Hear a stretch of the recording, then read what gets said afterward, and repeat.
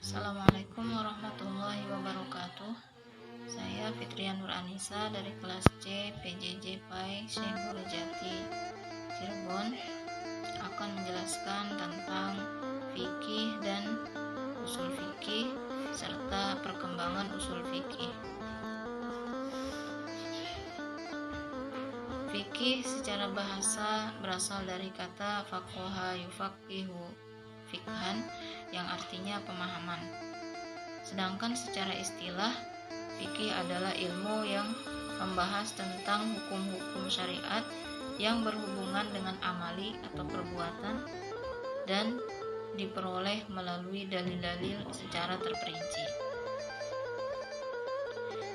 Dalam ilmu fikih terdapat istilah lain yang sangat berkaitan, yaitu usul fikih. Istilah ini berasal dari dua kata, yaitu usul dan fikih. Usul adalah bentuk jamak dari asal atau aslun, yang artinya sesuatu yang dijadikan dasar bagi yang lain. Dan fikih seperti yang sudah dijelaskan artinya adalah pemahaman. Adapun secara istilah, usul fikih dapat didefinisikan sebagai ilmu yang mengkaji tentang dalil fikih berupa kaidah-kaidah untuk mengetahui cara penggunaannya, mengetahui keadaan orangnya yang menggunakannya, yaitu mujtahid, dengan tujuan mengeluarkan hukum amali dan dalil-dalil yang secara terperinci.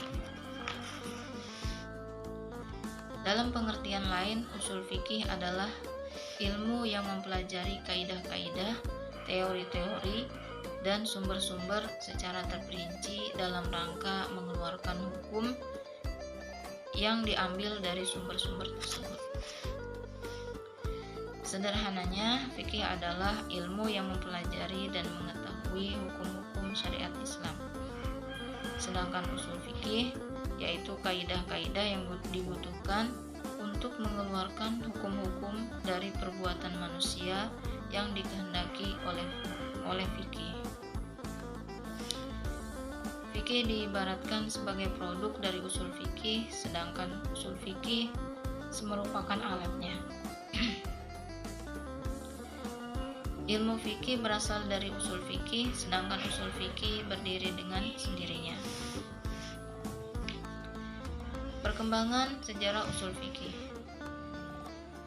Di zaman Rasulullah SAW, sumber hukum Islam hanya ada dua, yaitu Al-Quran dan Sunnah. Apabila suatu kasus terjadi, Nabi menunggu turunnya wahyu yang menjelaskan hukum tersebut. Apabila wahyu tidak turun, maka Rasul menetapkan hukum tersebut melalui sabdanya yang disebut dengan sunnah atau hadis. Sedangkan pada masa sahabat, setelah wafatnya Rasul, di zaman Khulafaur Rasyidin, muncul permasalahan-permasalahan baru yang tidak ditemukan hukumnya dalam Al-Quran dan Sunnah. Maka para sahabat pun berijtihad. Sebenarnya sejak zaman Rasulullah dan para sahabat sudah terjadi adanya ijtihad. Namun tidak disusun kaidah-kaidahnya menjadi suatu ilmu yang kelak disebut dengan ilmu usul fikih. Usul fikih mulai disusun oleh para ulama pada awal abad kedua Hijriah. Dikarenakan percampuran bahasa Arab dengan bahasa lain yang menyebabkan keraguan serta penyalahartian dalam memahami nas-nas Al-Quran.